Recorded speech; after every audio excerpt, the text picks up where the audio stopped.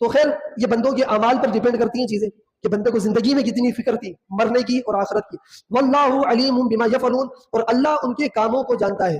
بے شک اللہ جانتا ہے کہ جو بندہ کر رہا ہے کائنات میں جو کچھ کر رہا ہے اللہ سب کو جانتا ہے. وَلِلَّهِ مُلْكُ السَّمَاوَاتِ وَالْأَرْضِ وَإِلَى اللَّهِ الْمَصِيرُ, اور اللہ ہی کے لیے سلطنت آسمانوں میں اور زمینوں میں, ساری بادشاہت اللہ کی ہے. وَإِلَى اللَّهِ الْمَصِيرُ, اور اللہ ہی کی طرف پھر کر جانا ہے. اب آپ دیکھیں کہ ہم درس قرآن کنٹینیو سنتے ہیں, تقریباً درس قرآن کا موضوع آخرت ہوتا ہے. تو آپ کو تعجب ہوگا درس قرآن کی اکثر جو آیتیں قرآن میں آپ کو کس کی یاد دلاتی ہیں؟ اللہ کی یاد دلاتی ہیں اور آخرت کی یاد دلاتی ہیں.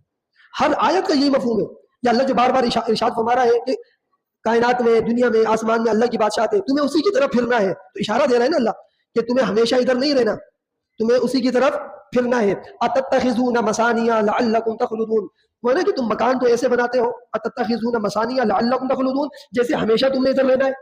قوم عاد قوم سمود ایسے ایسے مکان بنایا کرتے تھے. تو ان کے پیغمبروں کو اللہ نے فرمایا کہ ان سے کہو اتتخذون مصانع, مکان تو ایسے عالیشان بنا رہے ہو جیسے ہمیشہ تم نے ادھر ہی رہنا ہے.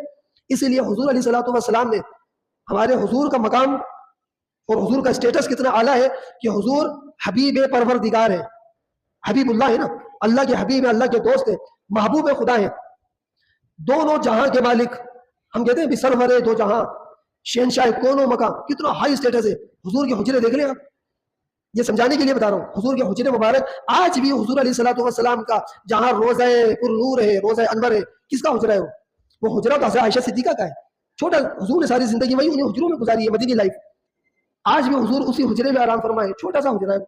اس کے ساتھ سارے امہات المومنین کے حجرے, پیچھے حضرت فاطمہ زہرا کا ہے اور سارے صحابہ کے. انہیں چھوٹی سی جگہ میں جس نے کبھی اس چیز کو دیکھا ہو کہ پرانی مسجد نبوی کتنی تھی, جو محراب شریف ہے آج بھی, وہ جو جہاں پر ریاض الجنہ بنا ہوا ہے, یہ کیوں اتنا سجایا ہوا ہے کہ اصل حضور کے دور کی مسجد نبوی جو کہلاتی تھی یہی تھی, وہ جس کے اندر سارے وہ 8 ستون آتے, وہ مسجد نبوی تھی. 2 ستون حضور کے حجرے میں تھے, 6 باہر تھے. تو یوں سمجھ لیں یہ ٹوٹل وہ سارا کا سارا وہ جنت کا ٹکڑا ہے. حضور نے فرمایا نا روضۃ من ریاض الجنہ, یعنی میرے منبر اور میرے گھر تک یہ جو جگہ ہے ساری ریاض الجنہ ہے, یہ جنت کا باغ ہے.